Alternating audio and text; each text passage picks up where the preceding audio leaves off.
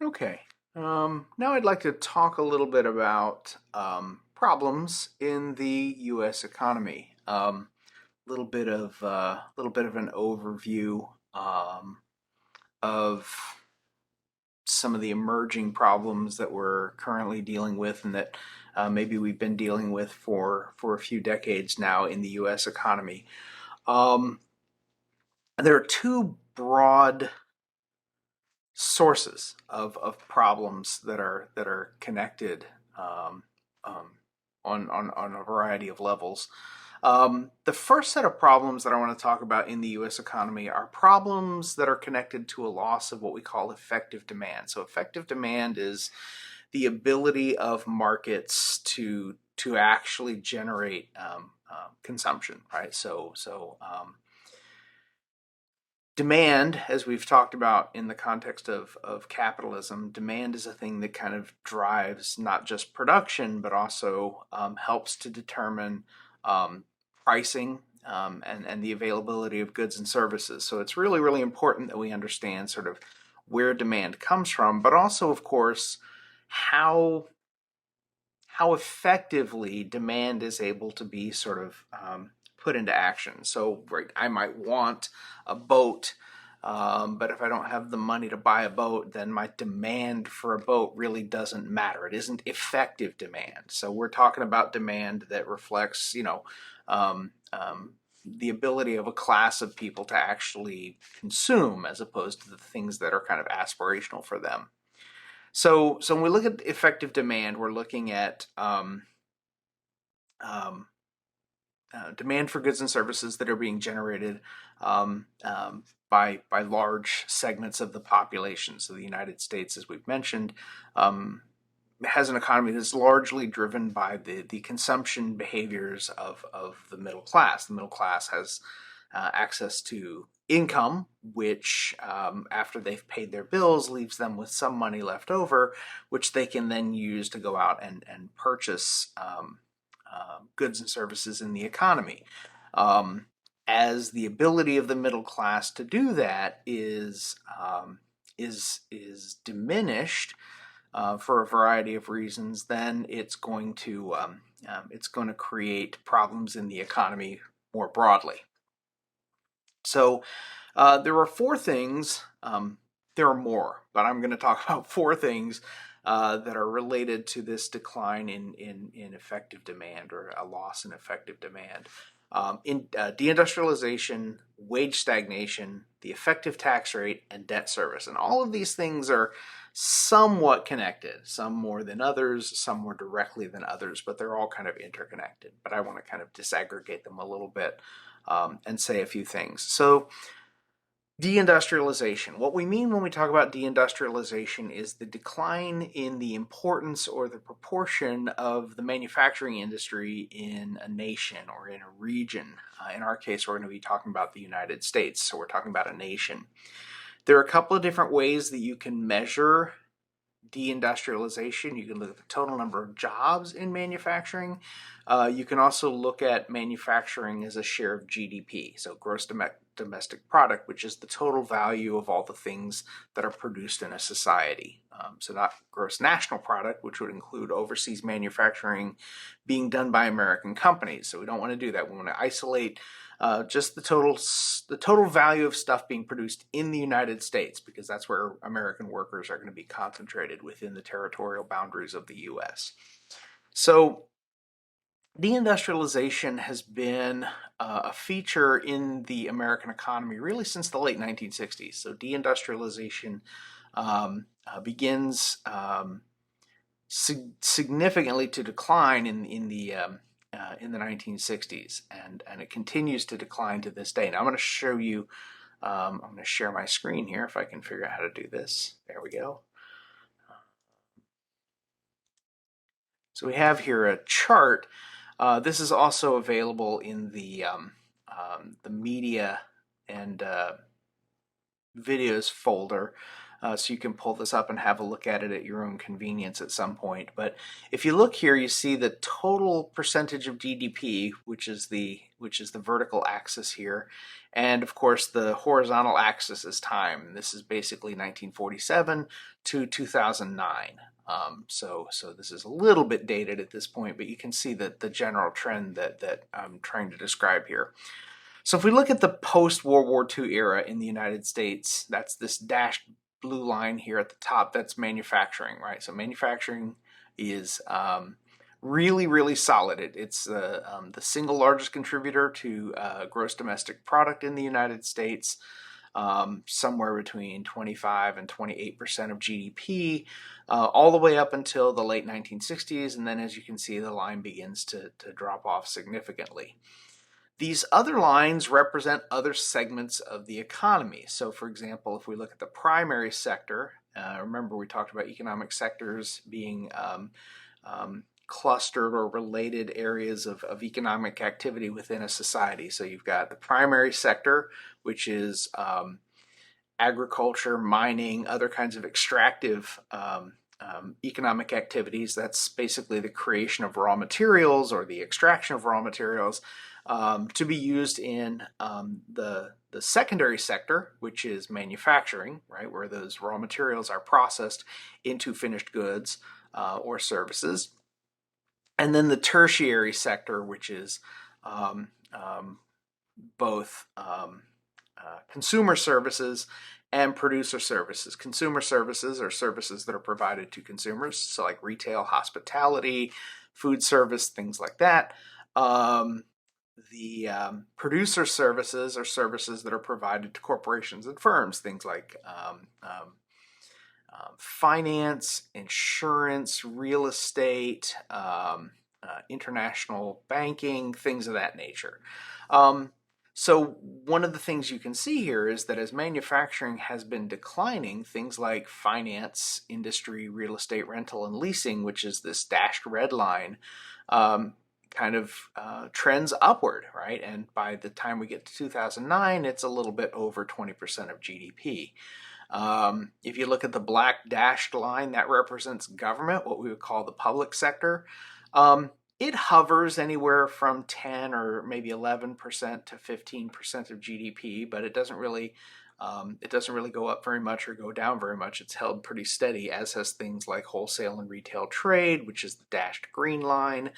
But professional and business services, which is the solid red line, you can see that that's trending up, especially since the late 1970s, right? So when you look at this chart, you can see the way in which manufacturing has declined, even as other sectors of the economy have produced an increasingly greater share of gross domestic product. All right, I'm going to get out of here real quick and come back to our recording. Awesome.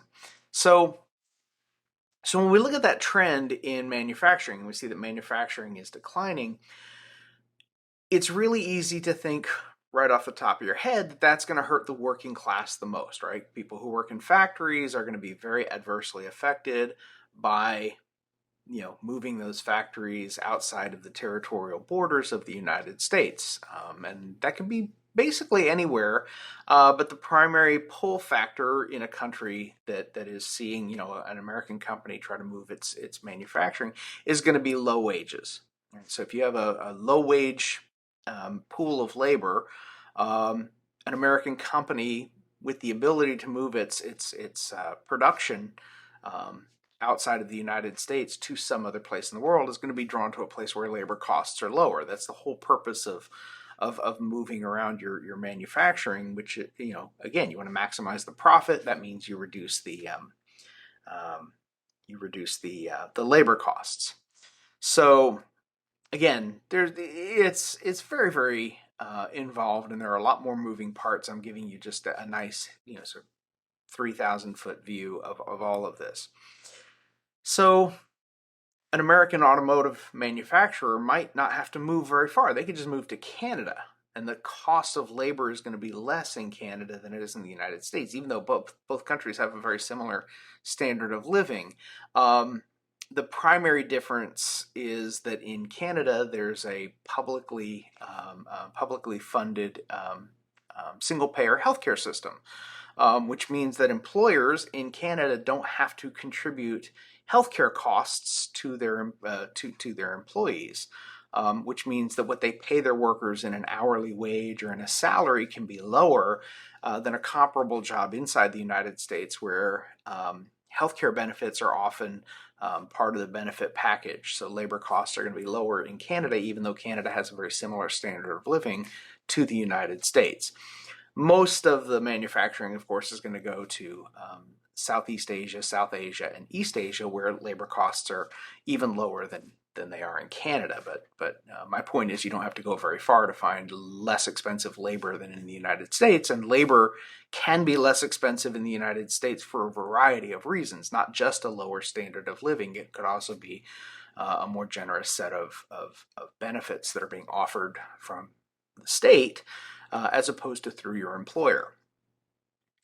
So workers, right? Factory workers are the obvious sort of first casualties of a process of deindustrialization.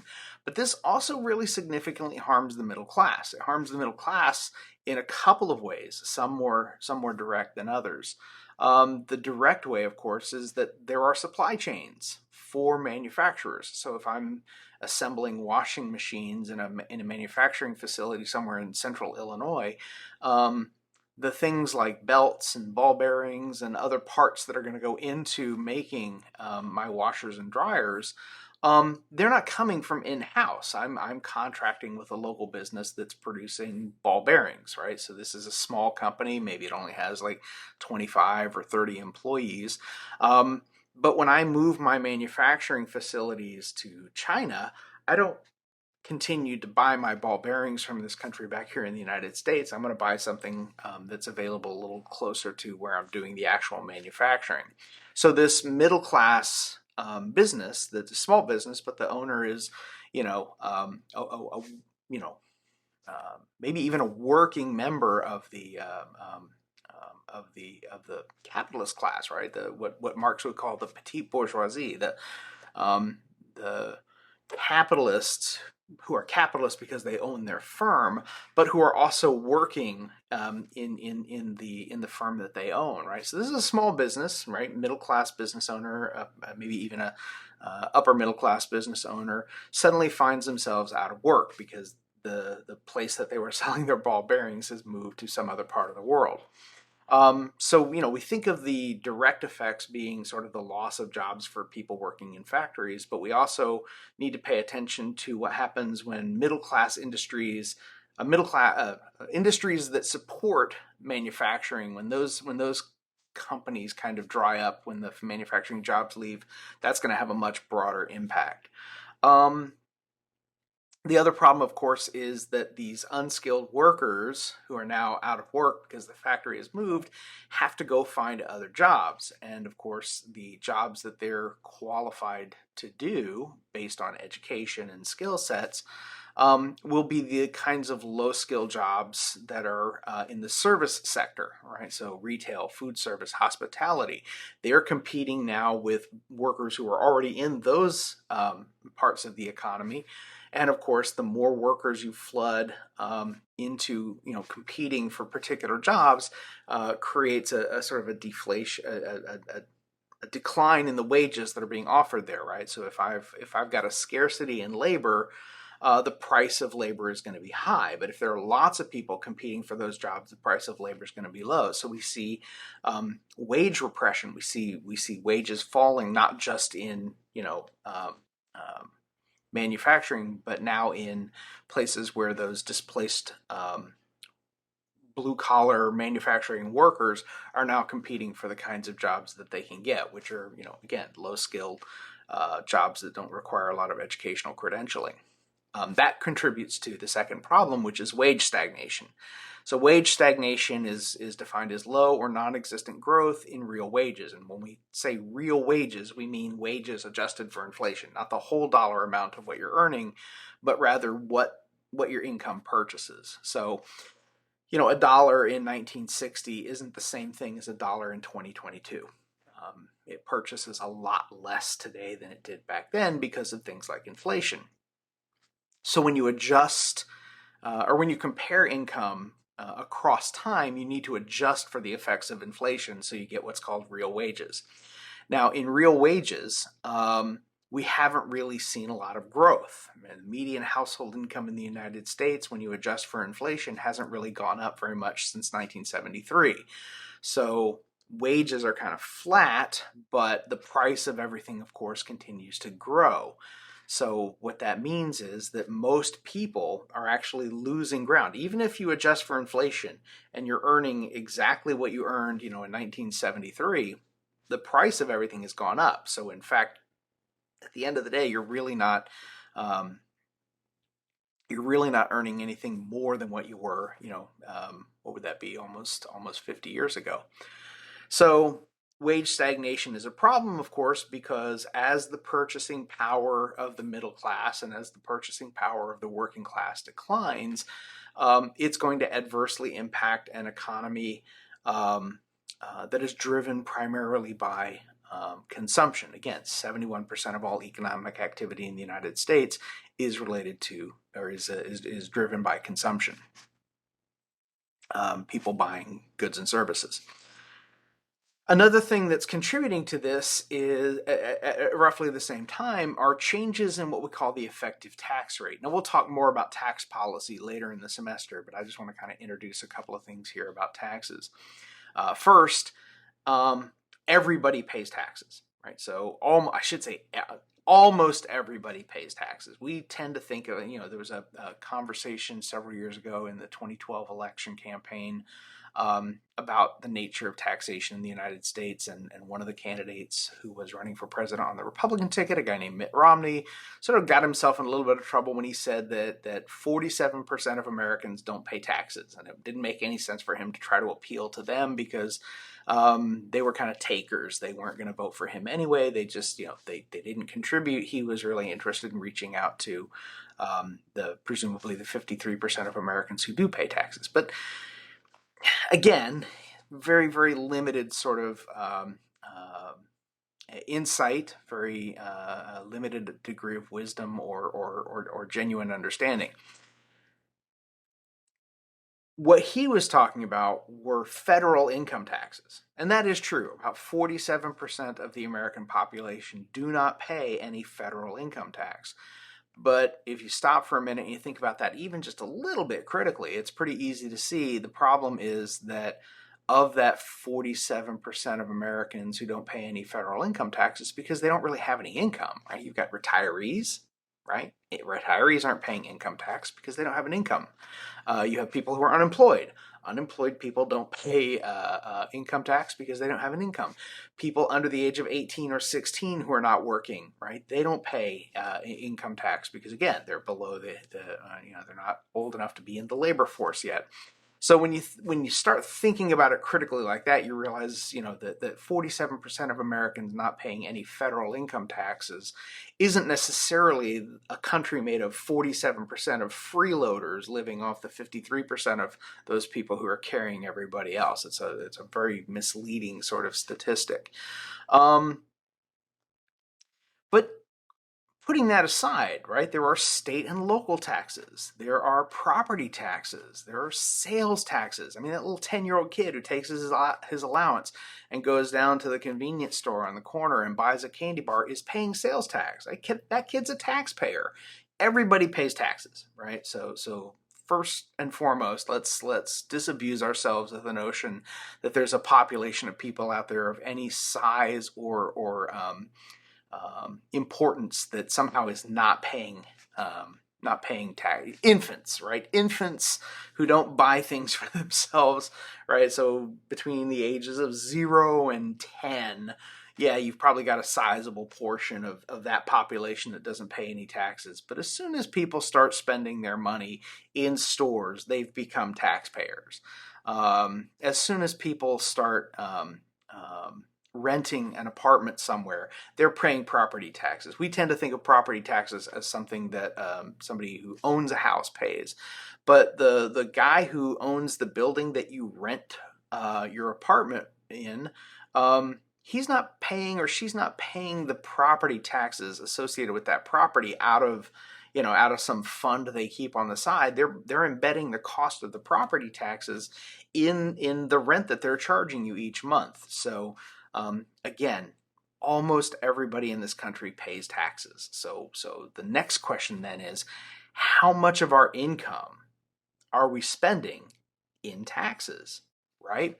And that's what we call the effective tax rate. So if you take the total amount of earnings, the total amount of income a person gets in a year, and you take the total amount of taxes they pay, sales tax, property tax, state tax, local tax, payroll tax, federal income tax, right? All of the various taxes, gasoline tax, all the taxes that we pay, that sum of money gets divided by the total amount of income, and that gives you a percentage. That percentage is your total effective tax rate. So the tax rate is the total tax burden of a household expressed as a percentage of total income.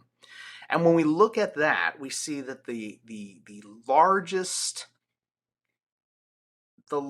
effective tax rate is actually on the middle class, right? The lower classes and even some parts of the working class pay a lower effective tax rate than the middle class because they don't earn a lot of money.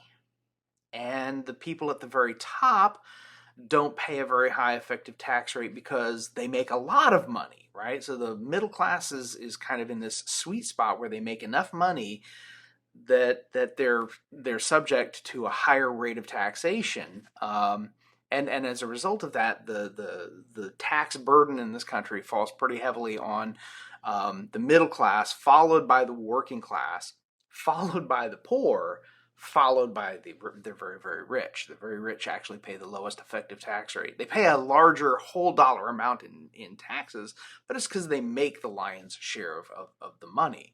But as a percentage, right, as a rate, they actually end up spending a lot less of their income on taxes than do the middle class or the working class or even the lower class. And again, the effect of that is, of course, that it takes money out of the hands of people who would be spending it, who would be, basically taking in that money as income and then getting rid of it almost right away in the form of effective demand for goods and services. And what that's meant, of course, is that as the middle class and the working class get increasingly dinged by this wage stagnation that's coming out of deindustrialization, they're going to be given, and they have been given, historically speaking, they have been given other mechanisms to allow them to continue to be consumers. Now, the best way to make them into effective consumers is just to see their wages go up, to see their incomes go up. But that would cut into profits for corporations and firms, and the whole purpose of deindustrialization and other activities that lead to wage stagnation in the first place was to generate increased profits for these corporations and firms. So what happens instead, starting in the 1970s or in the 1980s, and then accelerating significantly in the late 80s into the early 90s and through the 2000s, was to give everybody access to really, really easy credit. Right, so just everyone gets a credit card. Everyone gets multiple credit cards. It's relatively easy to get consumer credit because the idea is we want people out there spending things. Well, the problem with credit as a driver of economic activity, as a driver of consumption, is that it's terribly inefficient. Right, that you rack up massive amounts of debt. And you're able to purchase fewer goods and fewer services because the cost of those goods and services, once you factor in interest and other associated fees associated with consuming on credit, those things are actually more expensive than they would have been if you had just paid cash.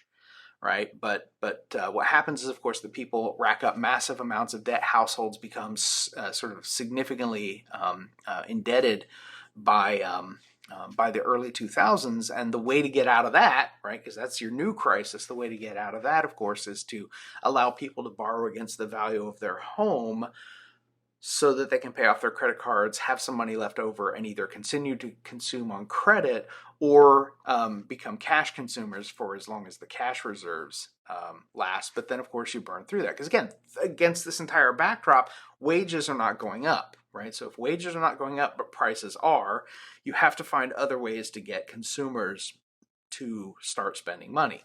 And the way you do it in the 80s and the 90s is credit, and the way you do it in the 90s and the 2000s is second mortgages and third mortgages, which stimulates the growth in the value of housing. But of course, it's a bubble, right? It's just being artificially inflated by a bunch of consumer activity, right? People are taking out mortgages not because they want to buy a house, but because they want to pay off their credit cards. So now you have these households that are massively in debt. And what they end up doing is they want to stay in their house. They want to try to pay down their credit cards because that's what they're supposed to do. So more and more of their discretionary income is going to pay down their debt. And what that means, of course, is that's less money flowing into the economy in the form of demand for goods and services. So you've got, a problem of effective demand. And in 2008, right, the economic collapse that we saw in 2008 was exactly the result of about $1.5 trillion in consumer demand just kind of evaporating because people were either out of work or they were paying off their credit cards, or they were trying to pay off their mortgages because the value of the housing had kind of collapsed, and people found themselves, in these situations where they had a $500,000 mortgage on a house that was worth $300,000, and again, the economy just collapsed.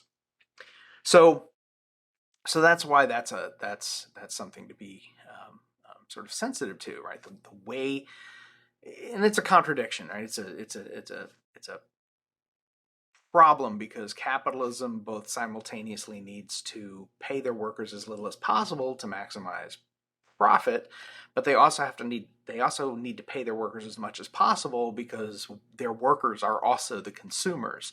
And trying to square that circle has been one of the most persistently nagging contradictions at the heart of capitalism, especially in the post-war era. Right, post-World War II, it's been especially bad, and in the United States, we've seen the worst effects of it begin again with deindustrialization that started back in the 1960s. The second set of problems are problems related to consumption. Now, obviously, problems that are related to a loss of effective demand are going to be connected to problems related to consumption. The problem related to consumption that I would like to draw your attention to is the ideology of consumerism. Again, any word that ends ISM is a reference to an ideology or a belief. And here, with consumerism, we have a belief that personal well-being, right, your well-being, my well-being, right, as individuals, our well-being and happiness depend largely on the level of personal consumption, right? The purchase of material goods, that becomes the hallmark for our sense of worth and value. And to the degree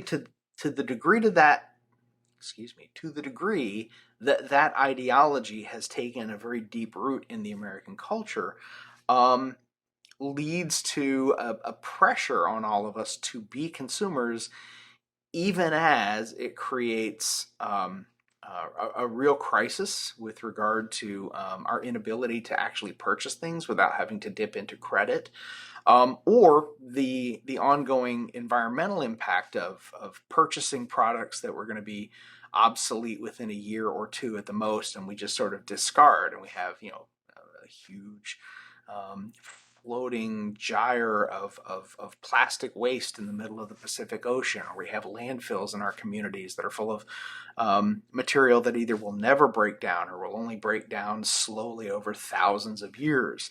Right? We're on the brink of we're not on the brink of, we're actually sliding into the midst of an environmental catastrophe,